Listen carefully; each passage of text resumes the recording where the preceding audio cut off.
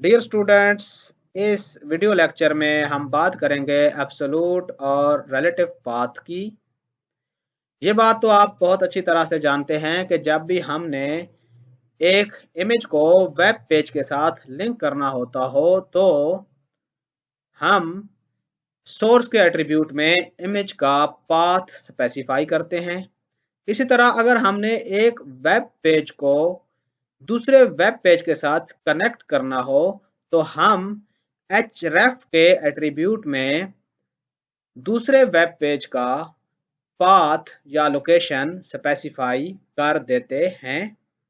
अब ये लोकेशन या पाथ प्रोवाइड करने के दो मेथड्स हैं।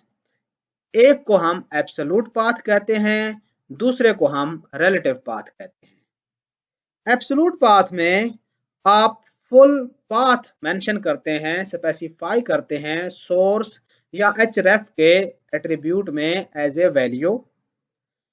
इसमें आप रूट डायरेक्टरी को लाजमी तौर पर इंक्लूड करते हैं, करंट वर्किंग डायरेक्टरी का लिहाज नहीं करते। रूट डायरेक्टरी से मुराद आपके विंडोज ऑपरेटिंग सिस्टम में सी या डी ड्राइव हैं। जैसे कि एक पेज की हम बात कर रहे हैं और इस पेज को हम लिंक करना चाहते हैं किसी और पेज में href में, तो इस पेज में आप देखें लिंक प्रोवाइड करने का जो पाथ है वो रूट ड्राइव से शुरू हो रहा है और मुख्तलिफ फोल्डर से होते हुए आप इस पेज तक पहुंच रहे हैं। जैसे कि इमेज के पॉइंट ऑफ व्यू से आप देखें, हमारे पास एक ये इमेज है फ्लैग का। अगर हम ये इमेज इस पेज में शो कराना चाहते हैं तो एब्सोल्यूट पाथ देते हुए हम ये पूरा पाथ स्पेसिफाई करेंगे जो कि सी ड्राइव से शुरू हो रहा है। यहाँ पर रूट डायरेक्टरी से मुराद ये सी वाली ड्राइव है। यहाँ पर आप देख सकते हैं हमारे पास सिर्फ एक ही ड्राइव है रूट सी। बहुत सारे पीसीज पे डी, ई और एफ ड्राइव्स भी होती हैं। तो अगर आपने एब्सोल्यूट पाथ को यूज करना है तो आप दरअसल रूट डायरेक्टरी से पाथ स्पेसिफाई करना स्टार्ट करते हैं और फिर अपने हदफ या डेस्टिनेशन तक पहुंचते हैं।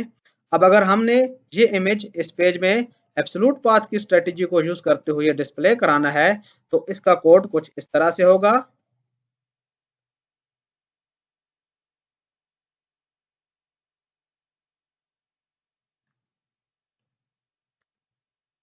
img src equals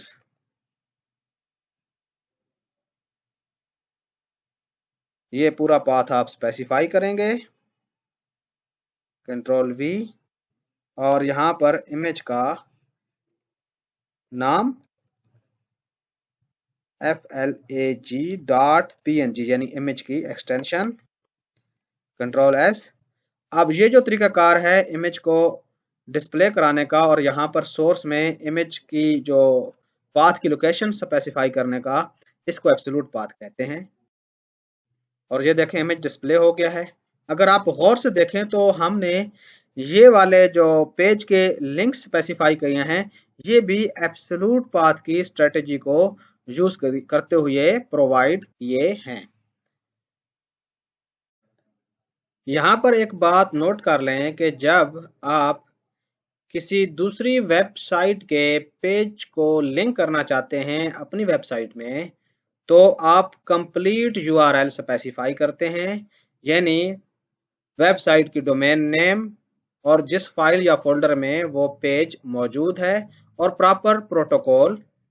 for example, हम अपनी वेबसाइट में एक पेज के साथ कनेक्ट होना चाहते हैं गूगल ट्रेंड्स में एक्सप्लोर पेज के साथ, तो हमें ये पूरी प्रॉपर यूआरएल स्पेसिफाई करना होगी और इसको हम एब्सोल्यूट यूआरएल बोलते हैं। फॉर एग्जांपल, यहाँ पर आप देख सकते हैं हमारे पास ये पेज मौजूद है और इस लिंक पे हम यूं ही क्लिक करेंगे तो हम गूगल ट्रेंड्स वाले पेज पर मौजूद होंगे।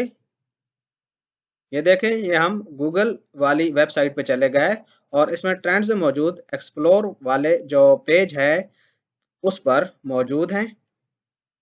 इसके लिए हमें एब्सोल्यूट यूआरएल यानी कंप्लीट यूआरएल प्रोवाइड करना होती है जब भी आप अपनी वेबसाइट में मौजूद नहीं है बल्कि किसी दूसरी वेबसाइट के पेज को कनेक्ट करना चाहते हैं तो उसके लिए आप प्रॉपर पूरा इसका पाथ स्पेसिफाई करेंगे, जैसे कि https फिर trends.google.com, और इसमें ट्रेंड्स में मौजूद एक्सप्लोर पेज तक पहुंचने के लिए हमने प्रॉपर सारे प्रोटोकॉल्स और डोमेन नेम को यूज किया है। अब हम बात करेंगे रिलेटिव पाथ की। रिलेटिव पाथ में जो सबसे मेन चीज है वो वर्किंग डायरेक्टरी है। आप पाथ को स्पेसिफाई करना स्टार्ट करते हैं वर्किंग डायरेक्टरी से। यहाँ पर वर्किंग डायरेक्टरी से हमारी मुराद करंट फोल्डर है जिसमें आपके पेजेस मौजूद हैं। रिलेटिव यूआरएल की जो स्कीम है वो आप within your own website pages को लिंक करने के लिए यूज करते हैं। ये एक शॉर्ट हैंड वे है ब्राउजर को ये बताने के लिए कि फाइल यानी पेज और इमेजेस कहाँ मौजूद हैं। रिलेटिव यूआरएल का आप इस्तेमाल सेम वेबसाइट में करते हैं। अगर आपने सेम फोल्डर में मौजूद किसी फाइल के साथ लिंक करना है या कोई इमेज डिस्प्ले कराना है तो आप सिर्फ फाइल का नेम स्पेसिफाई करते हैं। जैसा कि यहाँ पर आप देख सकते हैं हमारे पास ये लिंक डेमो और फ्लैग सेम वर्किंग डायरेक्टरी मौजूद हैं, यानी एक ही फोल्डर में मौजूद हैं। अब अगर हम रिलेटिव पाथ वाली स्कीम यूज करें तो हमें सिर्फ और सिर्फ फ्लैग का नेम और इसकी एक्सटेंशन या टाइप बतानी होगी इस इमेज की, और कोई और पाथ स्पेसिफाई करने की जरूरत नहीं है, यानी ये सारा पाथ लगाने की जरूरत नहीं है, see users and so on so forth. तो अब अगर हम ये इमेज लगाना चाहते हैं तो यहाँ पर हम सिर्फ ये लिखेंगे, क्योंकि दोनों एक ही फोल्डर में हैं। इमेज का नेम और उसकी टाइप स्पेसिफाई करेंगे और आपकी पेज की आउटपुट में कोई चेंज नहीं आएगी। ये देखें यहाँ पर अब जो हमने इसका पाथ स्पेसिफाई किया है वो रिलेटिव यूआरएल के थ्रू किया है, और चूंकि दोनों सेम फोल्डर में है तो सिर्फ इमेज का नेम प्रोवाइड किया है। आप इसको इंस्पेक्ट भी कर सकते हैं।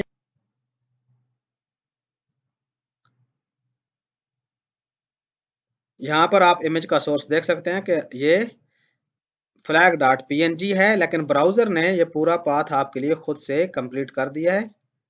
ये एब्सोल्यूट पाथ सी फाइल्स फोल्डर्स ये आप नीचे देख सकते हैं टूल टिप में।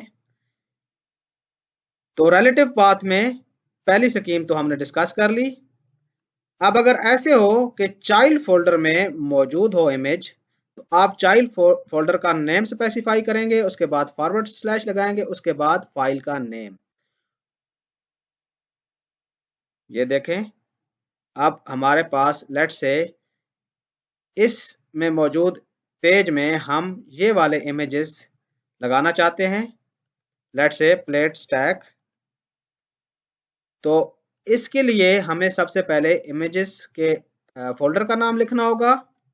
हम यहाँ पर लिखेंगे IMAGES, उसके बाद फॉरवर्ड स्लैश और उसके बाद इमेज का नाम, फाइल का नाम और उसके बाद उसकी एक्सटेंशन। इसकी एक्सटेंशन हम देख लेते हैं, इसकी एक्सटेंशन है JPG। तो यहाँ पर हम लिखेंगे JPG। ये इमेजेस के फोल्डर में मौजूद है। कंट्रोल S किया। अब हम इसको रिफ्रेश करते हैं तो ये वाला इमेज डिस्प्ले हो जाएगा। ये आप देख सकते हैं। अभी हमने इसकी विड्थ और हाइट स्पेसिफाई नहीं की तो इसलिए इसने ज़्यादा जगह ले ली है।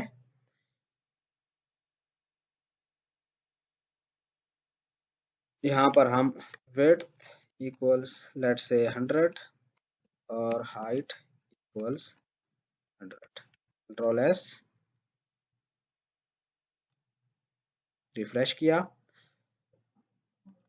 इसके बाद अगर ऐसा हो कि आपने लिंक करना हो किसी इमेज को या वेब पेज को और वो पेरेंट फोल्डर में मौजूद हो तो उसके लिए आप डबल डॉट और फॉरवर्ड स्लैश लगाते हैं। उसके बाद आप फाइल का नेम स्पेसिफाई करते हैं। जैसा कि यहाँ पर आप देखें, अगर आप लेट से वीक नंबर 4 में मौजूद हैं और आपका ये वाला पेज भी वीक नंबर 4 में है, अब हमारे पास जो इमेजेस हैं वो लेट्स से डायरेक्ट इस पेरेंट फोल्डर में मौजूद हैं। तो इसको लिंक करने के लिए हम लिखेंगे डबल डॉट फॉरवर्ड स्लैश। अब हम पेरेंट फोल्डर में आ गए हैं और यहाँ पर फ्लैग डॉट png लिखेंगे, कंट्रोल S, और ये देखें इमेज डिस्प्ले हो गया है। अब अगर इस पेज में हमने ये वाला इमेज डिस्प्ले कराना हो, इमेजेस में मौजूद लेट्स से बुक्स टैग का, तो इसके लिए हम क्या स्पेसिफाई करेंगे? सबसे पहले तो हम पेरेंट डायरेक्टरी में आएंगे, यानी यहां से निकल के पेरेंट फोल्डर में आएंगे। उसके लिए यही स्ट्रेटेजी है जो हम ऑलरेडी इस्तेमाल कर चुके हैं। उसके बाद हम इमेजेस के फोल्डर में चले जाएंगे। जब आप इस पाथ पे पहुंच जाएंगे तो आप इमेजेस के फोल्डर में, और यहां से आप स्पेसिफाई कर देंगे उस इमेज का name dot JPG, control S। इसको रिफ्रेश किया और देखें ये आपके सामने बुक्स टैग का इमेज डिस्प्ले हो गया है।